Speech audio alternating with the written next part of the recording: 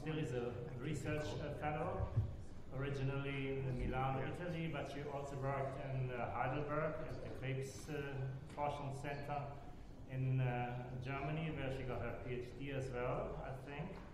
And she wrote many, many interesting, important articles, very technical ones, which are probably not understandable by most of us. And she published in very good journals with very high impact factors. And of course, these are Elsevier and Wiley journals, but if you look a little bit up, like the Journal for Immunological Methods, this is one of these hybrid open access journals. Is that right? You're just interrupting? Oh, but it doesn't matter. I don't want to waste too much time.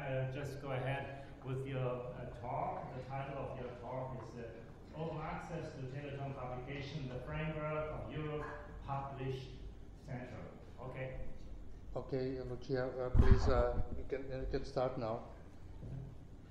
Okay, thank you very much. Good morning, everybody. I'm sorry I was not able to follow the introduction because the audio was not very good, but I'm very happy to be able to present Telethon Open Access policy and activities. And first of all, greetings from Daniela Battistari, who has been invited to be there with you, but is seated at home with a very bad student. She's very, very sorry not to be there today. I will start with the next slide with an overview of our foundation. That is one of the major charities in Italy funding biomedical research on genetic diseases. It was founded in 1990.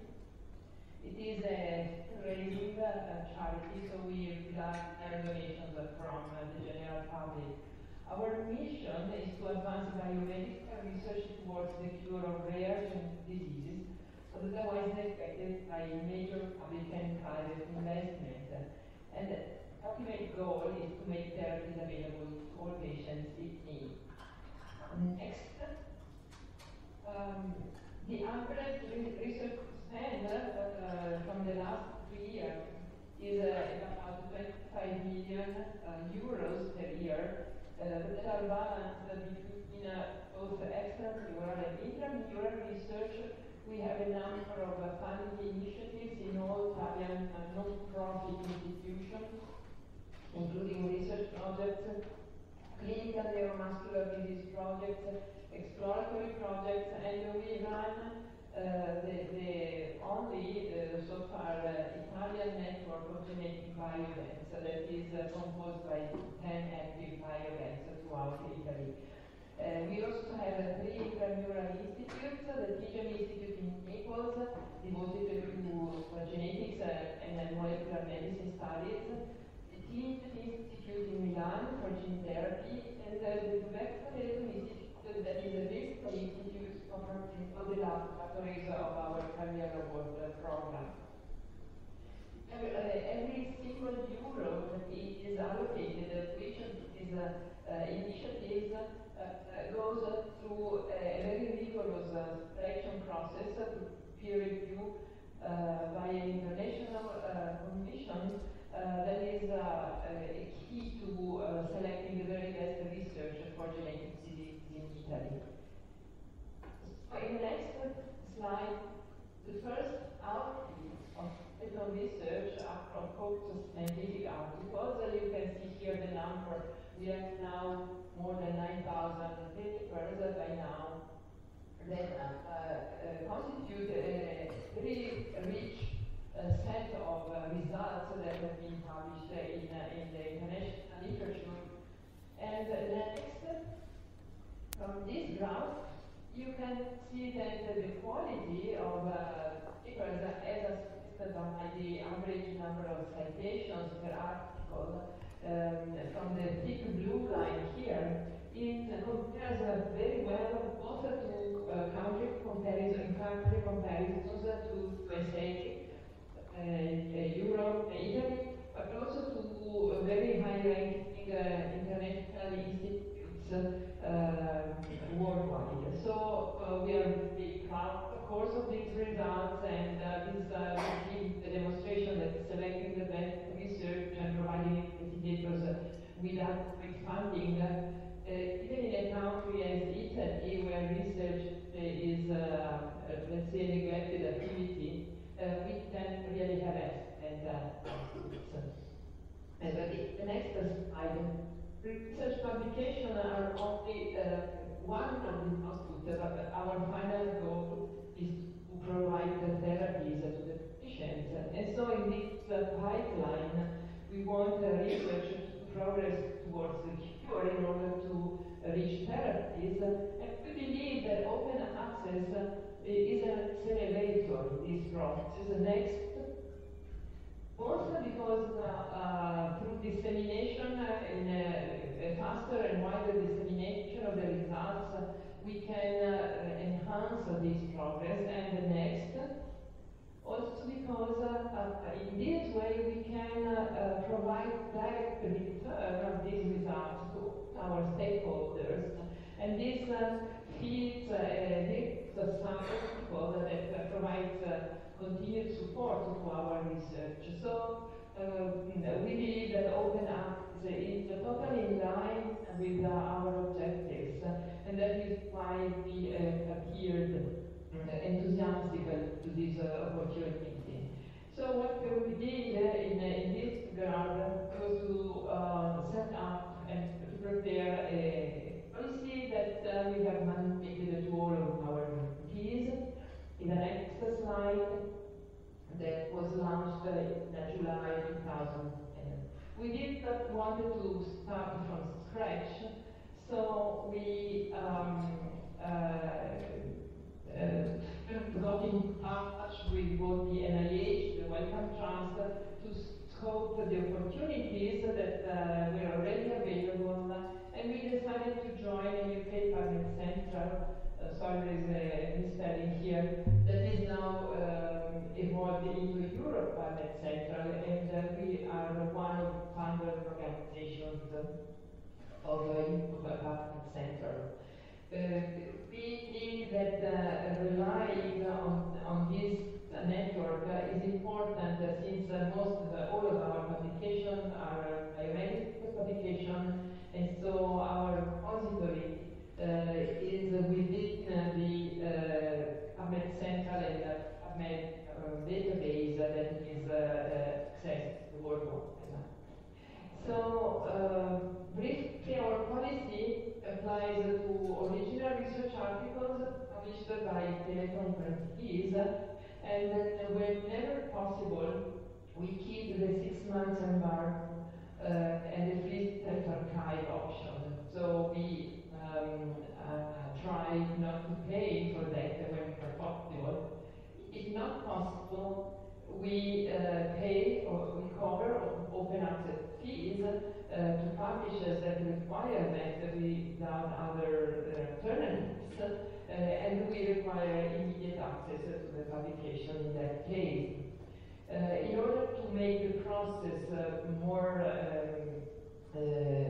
expedite, we signed agreements with major publishers, BMC, PLOS, Elsevier, Wiley, and in order to have the whole process streamlined. And in principle, we collaborate with other funding agencies in order to share the fees whenever other agencies mandate open access and cover for this cost. So to share cost and alleviate the burden. But I will come back later on this aspect. Next. So what we've done, we decided to dedicate resources both in terms of funds and also in terms of persons working on this. You can see here that actually we put an overhead on our grants dedicated to open access. We decided to manage it directly rather than leaving an open access cost item to your grants, because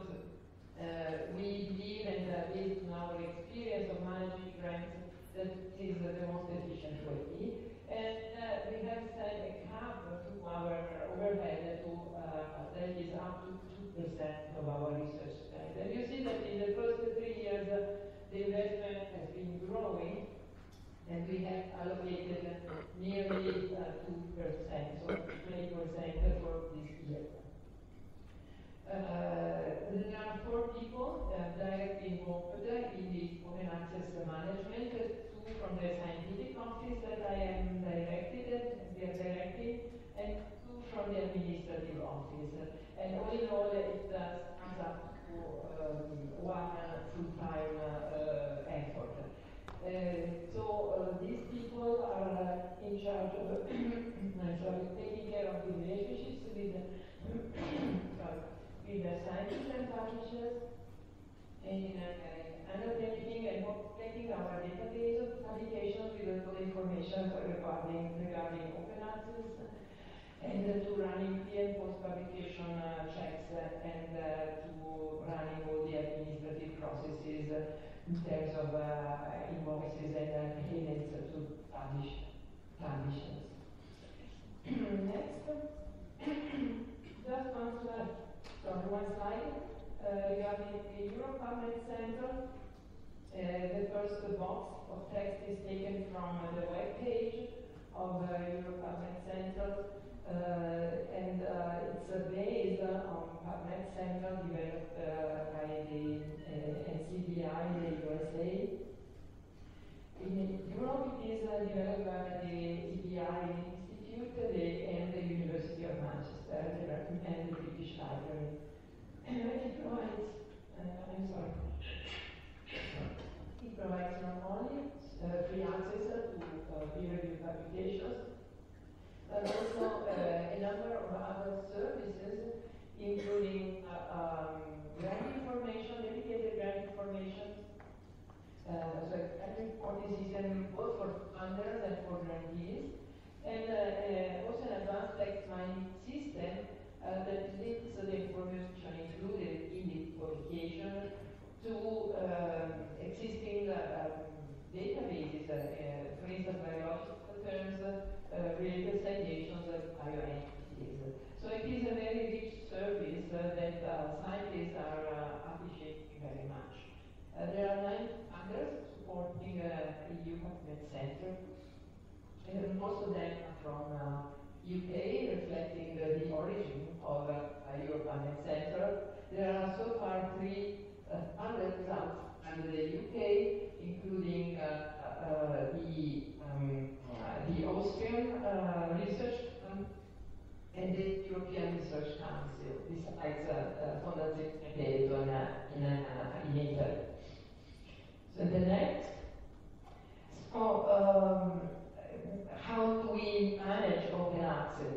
When we started with the activity, the setup, we first contacted the publishers, we informed all of them, or most of them, about our policy, and as I mentioned already, we signed agreements with the publishers to manage the workflow, including payments. For instance, we have agreed on monthly payments or prepaid accounts, and we had streamlined the depositions service wherever possible for authors to upload their papers.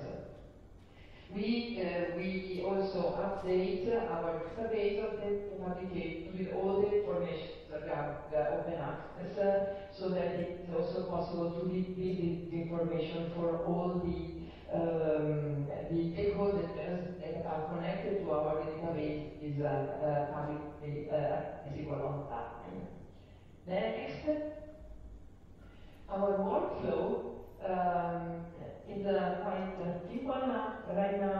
So the principal investigators alert us about the publication, but that does not happen because the author but is now most of the publishers who have our policy learn now that they received a publication from a Telethon author. This is particularly true for publishers that require an open access fee from us. On us, then we of course double check the match between the publication and the brand existing, so that we are not paying either for publications that are not related to a Telethon brand.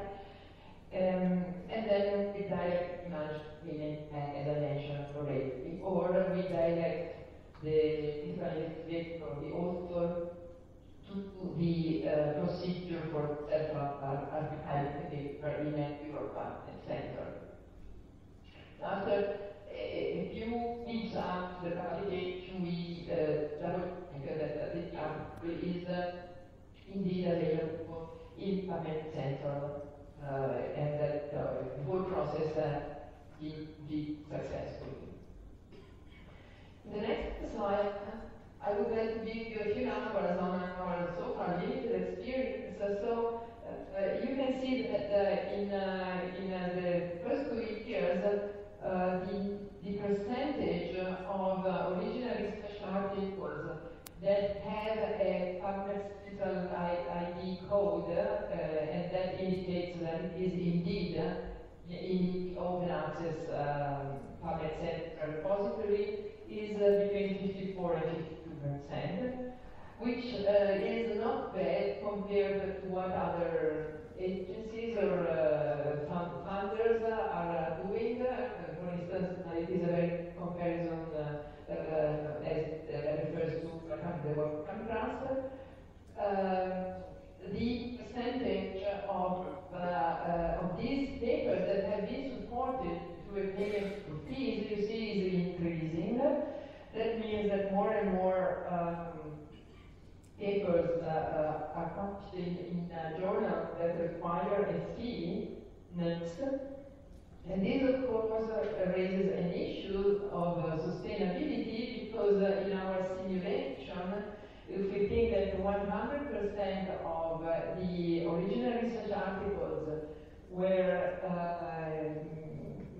covered by, complied with our open access policy, and we paid the fees needed, that would go beyond the cap that we have established. So we have a sustainability issue that we need to address. And in my last slide, so these are the options that we are studying now, we have addressed so far. The first one, that is the simplest one, although we are reluctant to implement this, is to restrict our open access coverage only to those papers where the Telethon grantees are either first or last authors or corresponding authors. And so this would significantly cut our costs, because as you've seen from the previous slide, there is a fair amount of publications where that are coming from external collaborations outside the grant, so are not directly related to the Telethon grant. Another source of, let's say, cost reduction would be to limit the open access coverage to publications that are published within 2 years since the grant closure. So sometimes we see papers that are into the old grants, and the authors stay when they are time to be published, but they're still into that. So based on our statistics, it is reasonable to limit it to 2 years after the end of the grant. This is the first option, and we are we are revising our policy in order to implement this. But we believe that it is very important that we negotiate cheaper prices of conditions with the publisher. But this is something that we can on, and dealing with other organizations that are active in this open access is fundamental for us. So I think that those three things like this one today are very important to is awareness and to build into that want to get direction. Finally, action that I'm pursuing is to share costs with other funders that acknowledge the paper and that are willing to for this deal. So I finish here with this that is an open issue, and we are aware that there is a lot of debate on this internationally, and we're more than willing to participate and to collaborate and stakeholders involved. So we have to use this microphone for questions, right? We have a microphone. But I can either share with my mic or I use this mic. I use my own. I better here, right? Yeah.